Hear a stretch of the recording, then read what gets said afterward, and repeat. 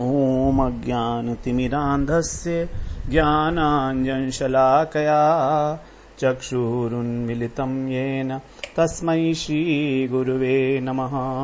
गुरुवे गौरचन्द्राय राधिकायै तदालये कृष्णाय कृष्णभक्ताय तद्भक्ताय नमो नमः।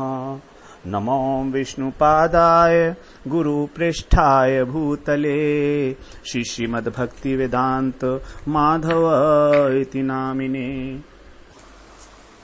साक्षात् गुरु सेवा मूर्तये शब्द ब्रह्मणि प्रतिष्ठितः पतित पावन चरित्राय नारायणाय प्रियो नमः।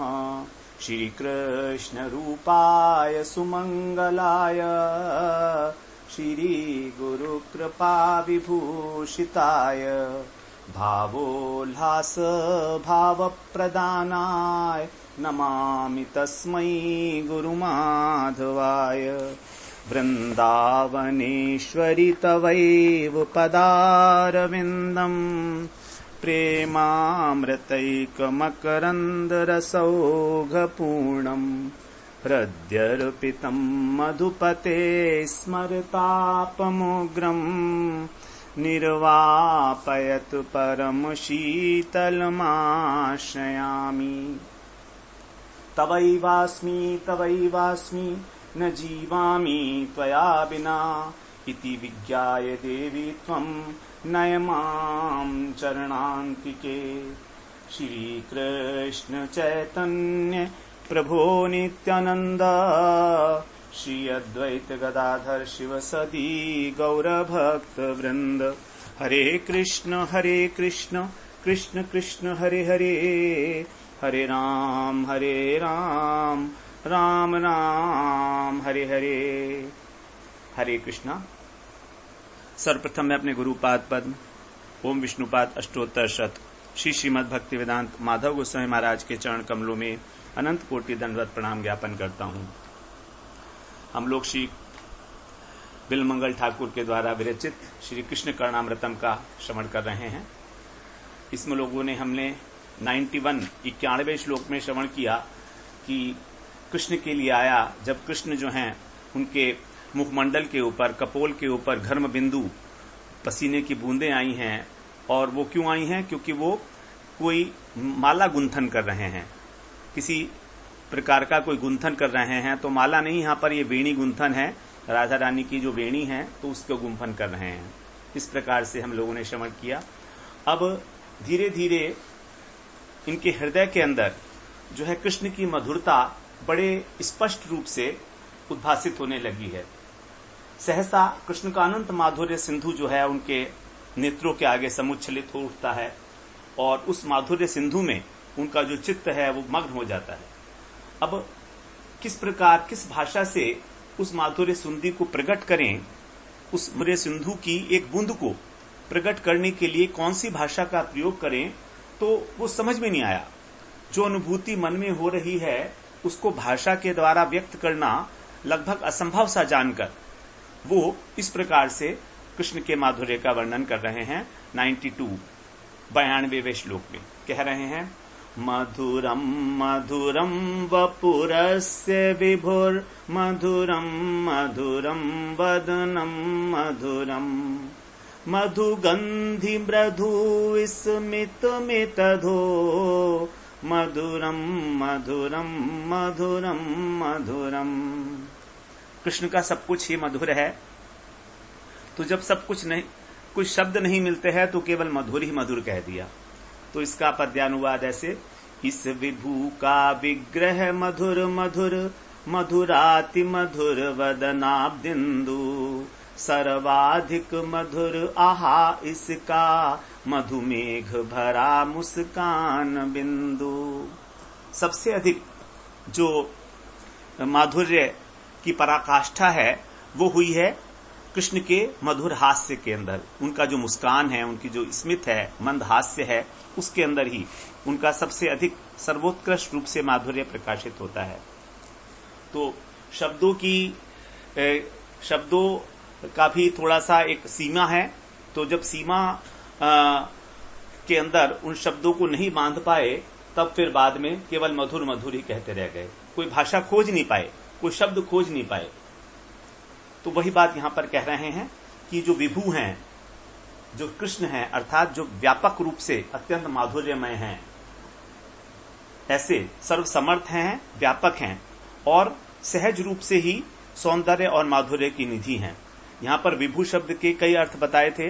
विभु का साधारण अर्थ होता है व्यापक, तो जो सर्वव्यापक है, जो सर्वसमर्थ है, लेकिन साथ ही साथ यहां पर जो सहज सौंदर्य और माधुर्य का सिंधु है, उसको भी यहां पर विभु कहा गया है। तो ब्रज गोपियों के साथ क्योंकि जब वो प्रकाशमान होते हैं कृष्ण, तो सहज रूप से ही उनका जो सौंदर्य है वो पराकाष्ठा को प्राप्त हो जाता है। तो इसलिए कह रहे हैं कि इस विभु का जो वपु है, वपु का मतलब जो श्री विग्रह है, इनका जो देह है वो मधुर मधुर है। 2 बार कहा पूरे शरीर के लिए। तो व्यापक कृष्ण, उनका माधुर्यमय जो है देह है वो कैसा है? मधुर मधुर, अर्थात अति सुमधुर है। उसके बाद धीरे धीरे अब उनका जो दृष्टि है वो पूरे श्री विग्रह से ऊपर उठकर और अब मुखमंडल के ऊपर केंद्रित हो जाती है। तो आगे कह रहे हैं इनका जो वदनार बिंद है, वदनम मधुरम, तो वो जो है उस श्री विग्रह से भी अधिक मधुर है। तो श्री विग्रह को तो कहा मधुर मधुर 2 बार, और जो वदनार बिंद है, जो मुख कमल है, उसको बोला 3 बार, मधुरम मधुरम मधुरम, अर्थात वो अत्यधिक सुमधुर है। मुख की ओर जब आश्चर्य से देख रहे हैं कि नहीं नहीं, श्री विग्रह तो मधुर है ही, लेकिन मुख की तो बात ही अलग है, ये तो अत्यंत मधुर है, सुमधुर है, अतितर सुमधुर है। अब धीरे धीरे जब मुखमंडल से उनकी जो दृष्टि है वो उनकी अधर सुधा के ऊपर जाती है, जो मादक सौरभ से परिपूर्ण उसकी मुस्कुराहट है, मंद हास्य है, तो जब उसको देखते हैं तब तो उनका हृदय जो है शीतकार कर उठता है, और उनकी मधुर मुस्कान के ऊपर संकेत करके उंगली दिखाकर बोलते हैं एतत्। यहां पर शब्द आया मधुगंधी मृदु स्मितम एतत् अहो, अत्यंत आश्चर्य से भरकर एतत् बोल रहे हैं। एतत् का मतलब ये जो सामने दिख रहा है मुझको, उंगली उठाकर संकेत करते हुए उंगली से ऐसा बोल रहे हैं अत्यंत आश्चर्य के साथ कि ये जो वदन है ये इससे भी ज्यादा मधुर, ये जो भगवान का स्मित है, स्मित का मतलब जो मुस्कुराहट है, मंद हास्य है भगवान का, इतना मधुर जो मुख कमल है उससे भी अधिक मधुर क्यों है?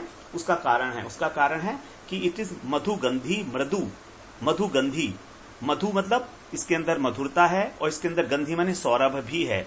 जिस प्रकार कमल के अंदर मकरंद होता है और कमल का एक अपना सुगंध भी होती है, उसी प्रकार से ये जो मुस्कुराहट है, जो स्मित है भगवान का, हास्य है, ये साधारण हास्य नहीं है, बल्कि इसके अंदर एक मादकता भरी हुई है, क्योंकि मकरंद के अंदर मादकता होती है और मादकता के कारण ही भ्रमर जो है उसके ऊपर आकर गुंजार करता है और उसका आस्वादन करता है। तो ये जो मुस्कान है ये मधु के साथ और सौरभ के साथ मिश्रित है, इसलिए ये इतना अधिक उन्मत्त करने वाला है। विशेष रूप से गोपियों को तो भगवान का जो मंद स्मित हास्य है वो अत्यंत मादक है, उन्मादक है गोपियों के लिए। तो यहां पर जो विभू तत्व हैं, जो कृष्ण हैं, सौंदर्य माधुर्य की निधि हैं, वो राधा जी के साथ क्रीड़ाशील हैं, तो इसीलिए उनका विभुत्व, उनका सौंदर्य निधित्व और उनका सौंदर्य निधित्व विशेष रूप से वृद्धि को प्राप्त हो रहा है। इसीलिए यहाँ पर धीरे धीरे पहले श्री विग्रह का दर्शन किया, उसके बाद मुख कमल का दर्शन किया, उसके ऊपर अधरों के ऊपर जो मुस्कुराहट खिंची हुई है उसका दर्शन किया।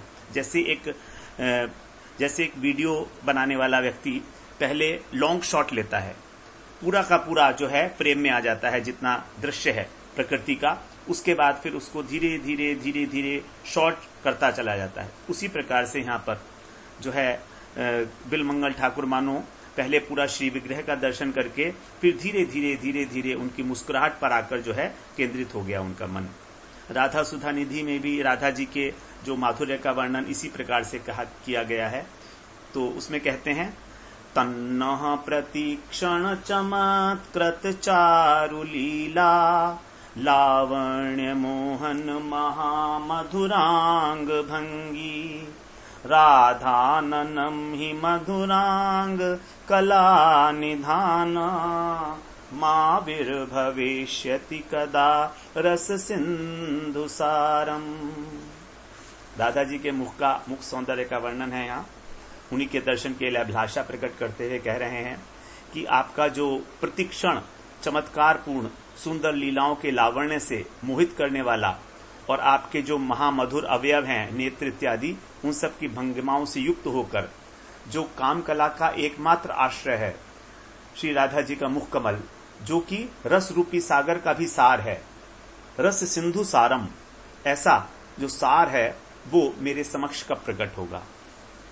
तो बड़ी सुंदर यहाँ पर राधा जी के विषय में, उनके मुख कमल के विषय में बताया है। उसी प्रकार से हम जो है कृष्ण के मुख कमल का, कृष्ण की स्मित का भी दर्शन कर सकते हैं। तो राधा रानी की जो शोभा है वो कैसी है? प्रतिक्षण चमत्कार उत्पन्न करने वाली है। चमत्कार ही वास्तव में रस का सार है। रस सारः इति चमत्कार। जब हमारे हृदय के अंदर चमत्कार होता है तभी रस की निष्पत्ति होती है। तो जो चित्त में प्रतिक्षण नई नई उत्फुल्लता को प्रदान करे, उत्फुल्ल हमारा हृदय जो है विकसित हो जाए, मन विकसित हो जाए, अधिक खुलता चला जाए, उल्लसित होता चला जाए, तभी उसको बोलेंगे हम चमत्कार। और लीला क्या है? लीला है भगवान की जो चारु क्रीड़ा है, अर्थात प्रिया जी के साथ अथवा प्रिया जी की राधा जी कृष्ण के साथ जो मधुर मधुर चेष्टाएं हैं, जो हृदय के अंदर आनंद का संचार करती हैं, ऐसी। तो तन्नह प्रतिक्षण चमत्कृत चारु लीला। तो चमत्कृत अर्थात चमत्कार उत्पन्न करने वाली, चारु अर्थात अत्यंत सुंदर, जो मनोहारिणी है, ऐसी लीलाएं हैं। तो चमत्कृत चारु लीला। फिर कह रहे हैं लावण्य मोहन महामधुरांग भंगी। लावण्य का मतलब क्या है? जब स्वरूप के चारों ओर एक लहर सी होती है, एक प्रकाश उसको जो है घेरे रहता है पूरे स्वरूप को भगवान के, तो उसको बोलते हैं लावण्य। एक मोती से जो एक धारा निकलती है, मोती से, सच्चे मोती से प्रकाश की जो एक धारा निकलती है, जो ऐसा लगता है कि उस मोती को चारों तरफ से एनवलप किए हुए है, उसको हम बोलते हैं लावण्य। तो इस प्रकार से आपके मुखारविंद के चारों ओर प्रकाश की एक धारा नई नई लहर उत्पन्न कर रही है। लावण्य मोहन, मोहन महामधुरांग भंगी। मोहन का मतलब है जिसमें मोहनता भी है, अर्थात जो कृष्ण को भी मोहित करने वाली है, इस प्रकार की। तो चमत्कृत चारु लीला लावण्य मोहन महामधुरांग भंगी, इस प्रकार। और आप जो मन को उल्लास प्रदान करने वाला और प्रतिक्षण जिसके अंदर सच्चे मोती के समान एक लहर सी घूमती हुई दिख रही है, जो तेजो राशि है, अर्थात दर्शन करके मन करे कि और दर्शन करो, और दर्शन करो। तो जो रूप माधुरी हमारे हृदय को तो खोलती है, उल्लसित करती है, विस्तार करती है उसका, और दर्शन करके और अधिक दर्शन करने का, उनकी लीला के अंदर प्रवेश करने का मन बन जाए, उत्कंठा बन जाए। इसलिए चमत्कृत चारु लीला। महामधुरांग भंगी। महामधुरांग, आपके जो अंग प्रत्यंग हैं अत्यंत मधुर हैं, और प्रत्येक अंग की भंगिमा, भंगी का मतलब चेष्टा, तो महामधुर है। मधुर का मतलब होता है, माधुर्य का अर्थ है जो सर्वदेश और सर्वकाल को चित्त में आनंद प्रदान करे, चाहे कैसे भी हो। जैसे राधा जी के केश शायद संवारे हुए हों तो भी शोभा, चाहे खुले हों तो भी शोभा, चाहे वो नींद से उठी हो, अलसाई हुई हो तो भी शोभा, यदि नेत्र कमल खिले हुए हैं तो भी शोभा, सर्वकाल में। और माधुर्य का एक अर्थ यह भी है कि जो सर्वथा अनिर्वचनीय है, जिसका वर्णन नहीं किया जा सकता। तो इस प्रकार से आपका अंग प्रत्यंग और उसकी भंगिमाएं, अलग अलग प्रकार की भंगिमाएं हैं, अलग अलग गमन भंगी, हसन भंगी, वचन भंगी, मुख भंगी, भ्रुकुटी विलास, चितवन, सारी भंगियां हैं। ये अनेक अनेक जो वृत्तियां हैं, ये सब भंगिमा कहलाती हैं, भाव लहरियां हैं ये सारी। तो इस प्रकार से जो आपकी स्वाभाविक गति है भ्रू विलास की, आपका ग्रीवा का मरोड़ना, चलना, हंसना, मुस्कुराना, ये सब स्वाभाविक है और सब एक अपूर्व चमत्कार को उत्पन्न कर रहा है। ऐसा जो आपका आनन है, मधुरांग भंगी राधा ननम, राधा का आनन, आनन का मतलब मुख, मुख आनन क्यों बोलते हैं मुख को? क्योंकि वो सर्वांग का पोषण करता है। पूरे शरीर के अंदर हमारा मुख ही जो है सबसे उत्तम बताया गया है, तो वो सर्वांग का पोषण करता है, इसलिए उसको बोलते हैं आनन। ऐसा वो मुख कैसा है?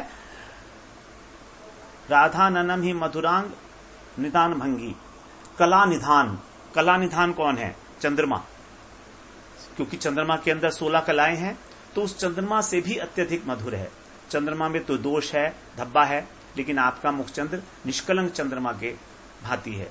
इस प्रकार से हे राधिके, ये आपका मुख कमल मेरे हृदय में कब स्फुरित होगा? और इसको आगे बताया रस सिंधु सारम। रस सिंधु सारम अर्थात रस का कोई समुद्र है। अब उस समुद्र को जब मथा गया तो उसमें से सार निकला, वो सार जो है वही है आपका मुख कमल। ऐसी जो माधुर्य की मूर्तिमान स्वरूपा हैं वो है श्री राधा रानी, उनका मुख कमल। तो इसी प्रकार से यहां पर जो है कृष्ण के मुख कमल के लिए भी हमें समझना है, इसीलिए उसको कह रहे हैं। तो यहां पर मुख कमल की विशेषताओं के विषय में बताया गया राधा रानी के कि एक तो रस सिंधु का सार है। जब हमारे खारे समुद्र से उत्पन्न प्राकृत चंद्रमा में ही इतना माधुर्य है, जब उसकी शीतलता में ही जगत के लोगों को परम सुख का अनुभव होता है, तो राधा रानी का मुखचंद्र जो सर्वोत्तम मधुर रस का सिंधु है और उसका भी सार है, उसके अनुपम माधुर्य का भला कौन निरूपण कर सकता है? इसीलिए कह रहे हैं वो मुखचंद्र कैसा है? कला निधान है। कला निधान का मतलब हम लोगों ने कहा था चंद्रमा, चंद्रमा से वैद्याधिक, लेकिन इसका दूसरा अर्थ आता है कि कला, क और लौ अर्थात काम बीज। तो जो काम बीज है कृष्ण की जो कलाएं हैं उसका भी निधान स्वरूप है। ऐसा अर्थात जब कृष्ण भी राधा मुखचंद्र का दर्शन करते हैं तो उनका हृदय भी प्रेम से जो है ओतप्रोत हो जाता है। उसके अंदर भाव लहरियां जो हैं अलग अलग प्रकार की वो उठने लगती हैं। तो प्राकृत जो सागर है, जो हमारा समुद्र है, वो तो जिस समय पूर्णिमा होती है अपने प्राकृत स्वभाव को छोड़कर सौम्य स्वभाव को और मर्यादा का उल्लंघन कर देता है। लेकिन जो कृष्ण का हृदय है वो तो मानो लीला लावण्य का मधुर अंग ही बन जाता है। अर्थात जहां पर लीला और लावण्य की नई नई तरंगे प्रतिक्षण उत्पन्न होकर उनको मोहित करती रहती हैं। इसलिए और फिर कह रहे हैं मोहन महामधुरांग भंगी, मोहन को अर्थात जो भुवन मोहन श्याम सुंदर हैं उनको भी मोहित करने वाला। तो मोहित करना मतलब त्रिभंग बना देने वाला। राधा रानी की जो नैन की मरोड़ है, जो उनकी भौं की चितवन है, उसी के कारण कृष्ण जो है त्रिभंगी लाल बन गए। तेरे नैन के मरोड़ से भये हैं त्रिभंगी लाल। जब कृष्ण ने राधा रानी के नैनों का दर्शन किया तो उनकी जो स्थिति थी वो त्रिभंग हो गई, 3 जगह से वो टेढ़े हो गए। इस प्रकार से और कहा भी गया है राधा संगे यदा भाति तदा मदन मोहन अन्यथा विश्व मोहोपि स्वयं मदन मोहितः। राधा जी के जब साथ होते हैं तभी कृष्ण को कहा गया है वो मदन मोहन है। लेकिन यदि किसी समय राधा जी के साथ नहीं है तो फिर वो विश्व मोहन होते हुए भी और मदन के द्वारा अप्राकृत कामदेव के द्वारा मोहित हो जाते हैं। इस प्रकार का जो है उनका बताया गया स्वरूप। तो राधा जी के साथ जो कृष्ण हैं उन्हीं को सबसे पहले बिलमंगल ठाकुर ने कहा मधुर मधुर, अर्थात उनका जो सर्वांग है, उनका जो श्री विग्रह है वो मधुर मधुर है। ये तब है जब वो राधा जी के साथ हैं। अब ये माधुर्य कृष्ण के सर्वांग में सामान्य रूप से व्याप्त है, लेकिन मुख और नेत्रों में यही माधुर्य विशेष रूप से व्याप्त है। इसीलिए उसको बोला 2-3 बार बोला मधुर मधुर मधुर। और उनके मुस्कुराहट में, स्मित में ये अति विशेष रूप से प्रकाशित हो रहा है। इसलिए वहां पर 4 बार कहा गया, क्योंकि वहां पर मधु अर्थात वहां पर मधुरता भी है और साथ में सौरभता भी है, सुगंध भी है, क्यों मकरंद के कारण। तो इसको बताते हैं कृष्ण के सौंदर्य के विषय में। यह श्यामल तन में मधुर मधुर द्युति झलकत झलकत प्यारी है। यह मधुर मधुर मुख मधुर महा निरखत है अखियां हारी हैं। मृदु मुस्कान के सौरभ से रस रस रसमाधिक शोभा सारी है, रसमादक शोभा सारी है। यह मधुरम है अति मधुरम, यह मधुर मधुर छवि न्यारी है। तो सबसे पहले श्री विग्रह का दर्शन करने पर बिलमंगल ठाकुर के हृदय से जो निकलता है वो होता है मधुर मधुर। उसके बाद फिर आगे बोलते हैं महादिव्य तमन स्निग्ध गौर श्याम तनुच्छवि एकैकांगो छलत स्वच्छ छटौघाच्छन दिव्य शौचयौ। वृंदावन में प्रबोधानंद सरस्वती बात बताते हैं कि आपका श्री विग्रह तो मधुर से मधुर, लेकिन जब काम के लिए कला निपुण श्री राधा जी के रसोल्लास के द्वारा आपका श्री विग्रह का जो लावण्य है वो अतिशय रमणीय हो जाता है और आपके अंग प्रत्यंग से ज्योत्सना की धारा प्रवाहित होने लगती है। वही ज्योत्सना की धारा इस पूरे वृंदावन को आलोकित कर रही है। तो जब राधा जी के साथ होते हैं तब अंग प्रत्यंग से उनके एक विशेष ज्योत्सना की धारा निकलती है और वही वृंदावन को पूरा आप्लावित कर देती है। अब श्री विग्रह का दर्शन करते करते, अनुभव करते करते दृष्टि जब मुखमंडल पर पड़ती है तो एक विशेष कांति का उदय हुआ और उनके हृदय के अंदर जब अनुभव हुआ तो फिर उन्होंने अपना सिर हिलाया और सिर हिलाते हुए बोलते नहीं नहीं, ये मुखमंडल जो है, मुख कमल जो है, ये तो मधुर से भी मधुर, अत्यंत मधुर है। यद्यपि साधारण रूप से मुखारविंद मधुर है, लेकिन राधा जी के पास प्रति विशेष दृष्टिपात करने से अत्यंत मधुर हो गया है। तो पहले राधा जी के केवल साथ में थे तब वो मधुर मधुर था। अब जो राधा जी के प्रति उन्होंने अपना दृष्टि किया, देखा, तब उनका जो मुखमंडल है वो और अधिक मधुर हो गया। तो इसलिए मधुर मधुर मधुर हो गया। विशेष वाणी का प्रयोग कर रहे हैं, इसलिए विशेष शब्द का। और उसके बाद जब मुखमंडल से और ऊपर उठे, ऊपर नहीं उठे, मुखमंडल के अंदर ही जब उनके अधर पल्लवों को देखा तो वहां पर एक अपूर्व मृदु हास्य का अनुभव हुआ और तब अपनी तर्जनी उंगली से संकेत करते हुए कह रहे हैं, अहो देखो तो कितना महानतम आश्चर्य हुआ है कि ये जो मृदु हंसी है आपकी, ये मृदु स्मित है, ये तो मधुराति मधुर है, क्योंकि इसके अंदर मधुर गंध है, मधु भी है और सौरभ भी है। मधु का मतलब शहद, मीठा, तो जो मीठा भी हो और जो सुगंधित भी हो, दोनों चीजें हैं। इस प्रकार से जो आपके अधर पल्लव मुख कमल के ऊपर निवास करते हैं, इसके अंदर कमल का सौरभ भी है और कमल का मकरंद भी है। इसीलिए ये महामादक हो गए हैं, सर्वमादक हो गए हैं सब प्रकार से। और इस स्मित के अंदर रस भी है, गंध भी है, शब्द भी है, रूप भी है। तो कृष्ण का ये जो मंद स्मित है, ये सभी इंद्रियों को जो है मधुर बना रहा है। इसीलिए चार इंद्रियों को कैसे? रूप, रस, गंध और शब्द। स्मित के अंदर अधर पल्लव है, अधर पल्लव का अधरों का एक रूप है। उसके बाद रस भरा हुआ है क्योंकि उसमें मकरंद है, पराग है, गंध भी है, कमल है और शब्द भी है, अर्थात वहां पर जो है वेणु का रव भी हो रहा है। तो इस प्रकार से एक इंद्रियों को ना करके ये चार इंद्रियों को मधुर बना रहा है, इसलिए ये 4 बार मधुर शब्द कहा गया इसके लिए। मानो माधुरी का एक प्रभा जो है वो चल रहा हो। एक सौरभ की धारा बह रही हो। इस प्रकार से सब कुछ ही कृष्ण का मधुर मधुर है। और वल्लभाचार्य जी ने जो एक मधुराष्टक लिखा है, हम लोग उसका भी एक श्रवण कर लेते हैं। श्री श्री मधुराष्टकम।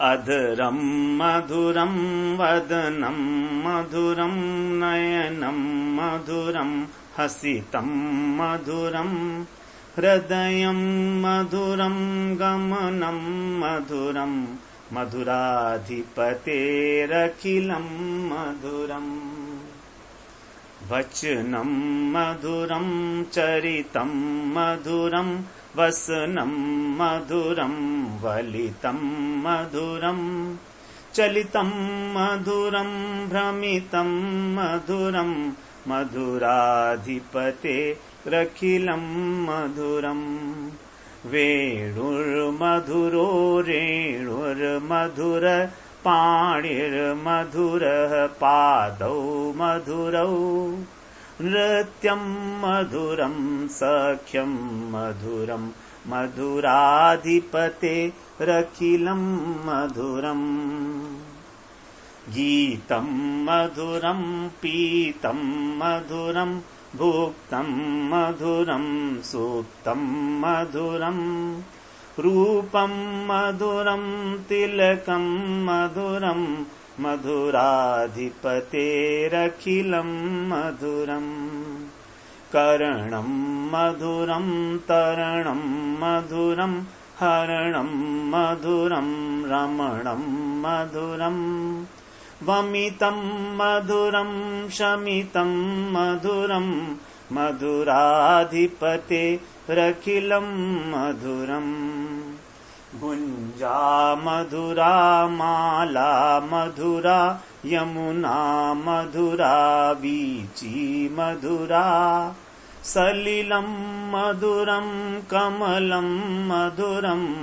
मधुराधिपतेरखिलं मधुरम् गोपी मधुरा लीला मधुरा युक्तं मधुरं भोक्तं मधुरं हृष्टं मधुरं श्लिष्टं मधुरं मधुराधिपतेरखिलं मधुरम् गोपा मधुरा गावो मधुरा यष्टिर्मधुरा सृष्टिर्मधुरा दलितं मधुरं फलितं मधुरं मधुराधिपतेरखिलं मधुरं मधुराधिपतेरखिलं मधुरं मधुराधिपतेरखिलं मधुरम्। श्री राधा रसुधा निधि में रूपधन सरस्वती पाद जो हैं वो बताते हैं कृष्ण का जो रसघन मूर्ति रूप है उसके विषय में कहते हैं रसघन मोहन मूर्तिम विचित्र केली महोत्सवोल्लसितम राधाचरण विलोड़ित रुचिर शिखंडम हरिम वंदे। अर्थात जो घनीभूत रस की मोहिनी मूर्ति हैं ऐसे श्री कृष्ण रस घन मोहन मूर्ति और विचित्र केली महोत्सव उल्लिसम अद्भुत केली महोत्सव से जो अलंकृत हैं और जिनका मनोहर मयूर पिच्छ शिखंडम रुचिर शिखंडम वो क्या है मुकुट वृषभानु नंदिनी के चरणों में राधा चरण विलोड़ित लौटता रहता है ऐसे श्री कृष्ण की मैं वंदना करती हूं। तो हम कौन से कृष्ण की वंदना करते हैं? जो रस घन मोहन मूर्ति हैं और जिनका मयूर मुकुट राधा जी के चरणों का मार्जन करता रहता है। यही है कृष्ण का स्वस्वरूप, यही है रस घन मूर्ति। मतलब रस ही जहां पर घनीभूत हो गया है, अर्थात जब रस परम आस्वादनीय हो गया है तब उसको हम कहेंगे रस घन मूर्ति, मूर्तिमान हो गया है। तो जब रस की पहली लहर उठती है तो उसका कोई रूप नहीं होता। रस की जब पहली लहर उठती है हृदय के अंदर तो वो अमूर्त है, उसका कोई रूप नहीं है। लेकिन जब वो घनीभूत हो जाता है तब अब उसकी एक मूर्ति बन गई। अब मूर्ति बनने के बाद वो आस्वादनीय हो गया। मूर्ति का अर्थ है जिसको हम इंद्रियों के द्वारा सेवन कर सकें, अर्थात जब कृष्ण ब्रह्म के रूप में है तब तो वो किसी प्रकार हमारी इंद्रियों के द्वारा ग्रहण करने योग्य ही नहीं है, लेकिन जब वही कृष्ण श्री विग्रह धारण करते हैं अपना, तब वो इंद्रियों के द्वारा सेवा के विषय बन जाते हैं। तो रस घन और रस घन मूर्ति और रस, ये तीन चीजें हैं। तो रस तो केवल ब्रह्म है, रस आनंद तो है ब्रह्म के अंदर, लेकिन वो घनीभूत नहीं है। घनीभूत का मतलब है जब हृदय की गहराई में पूर्णतः से प्रकाशित होने लगे मन और बुद्धि में, लेकिन यहां पर भी जो है भी पूरा आस्वादन नहीं हुआ। लेकिन जब वही रस घन मूर्ति के रूप में सामने आ गया तब वो इंद्रियों का विषय बन गया, अब उसकी सेवा की जा सकती है। तो सेवा करने पर ही रसघन मूर्ति बने हैं ऐसे कृष्ण। जैसे मन के द्वारा कोई हम संकल्प करते हैं, वो केवल संकल्प है, बुद्धि के द्वारा फिर निर्णय होता है कि मुझे अब संकल्प को जो है एग्जीक्यूट करना है, इसका पालन करना है। फिर चित्त जो है उसका ध्यान करेगा कैसे करना है। उसके बाद अहंकार जो है वो ये डिसीजन लेगा कि मेरे द्वारा ये कार्य किया जाना चाहिए। तो पहले वस्तु के विषय में संकल्प होता है, उसके बाद निश्चय किया जाता है, वो बुद्धि का विषय बन गया। उसके बाद फिर वो जो बुद्धि का विषय बनने के बाद चेतना प्रदान होती है, चेतना चित्त के अंदर उसको चेतना मिलती है और अहंकार के द्वारा फिर वो सेवित होता है। यही है मूर्ति। तो मन बुद्धि चित्त अहंकार के द्वारा जो सेवित श्री विग्रह है वही है मूर्तिमान विग्रह। ऐसे तो ऐसे जो कृष्ण हैं वो केली महोत्सव में हमेशा उल्लसित रहते हैं, अर्थात आनंद मग्न रहते हैं, आनंद मग्न है बिल्कुल वो केली के अंदर। तो प्रियालाल जो है केली का अर्थ है चेष्टाएं, जो माधुर्यमयी चेष्टाएं हैं उनको कहा जाता है केली। और उस केली का भी जो महामहोत्सव का अर्थ है आनंद, कि जब प्रियालाल सखी सहचरी भक्त सभी को आनंद मिलता है तब। और उल्लास का मतलब है जहां पर आनंद निरंतर वर्धनशील होता रहता है। तो ऐसे श्याम सुंदर, तो ये श्याम सुंदर की विशेष जो है विशेषता बताई गई, ब्रह्म से और परमात्मा इत्यादि से कृष्ण की जो विशेषता है ये बताई गई है। तो यहां पर जो है केली भी साधारण नहीं है, बल्कि केली का महोत्सव हो रहा है। महोत्सव का मतलब आनंद, ऐसा आनंद जो भक्तों को भी आनंद जो है प्राप्त हो रहा है इस प्रकार से। तो ये अत्यंत दुर्लभ है।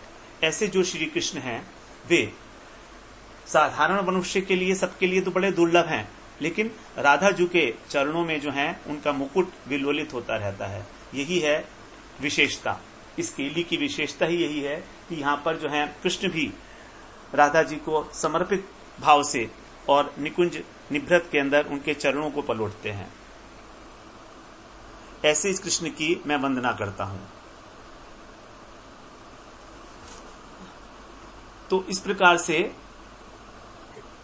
कृष्ण के माधुर्य का आस्वादन कर रहे हैं बिलमंगल ठाकुर। धीरे धीरे पहले पूरे श्री विग्रह का मधुर मधुर कहकर आस्वादन किया, उसके बाद मुखमंडल का, और उसके बाद मुखमंडल के अंदर भी जो उनका मंद स्मित हास्य है, जिसके ऊपर गोपियां जो हैं एकदम न्यौछावर हैं।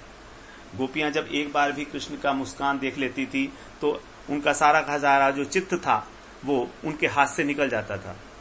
इसीलिए तो, और उसके बाद उसके ऊपर फिर वेणुनाद। तो चार इंद्रियों को जो आकर्षित करने वाला है उनकी मुस्कुराहट, 4 इंद्रियों का विषय है। रूप है, रस है, गंध है और शब्द भी है। इस प्रकार से 4 इंद्रियों को विशेष रूप से आस्वादन देने के कारण यहां पर उस स्मित के लिए 4 बार मधुर शब्द का प्रयोग किया गया। तो मधुराति पते रखिलम मधुरम। अगले सत्र में हम लोग फिर 93 श्लोक में प्रवेश करेंगे। वांछा कल्पतरुभ्यश्च कृपा सिंधुभ्येव च पतितानां पावनेभ्यो वैष्णवेभ्यो नमो नमः।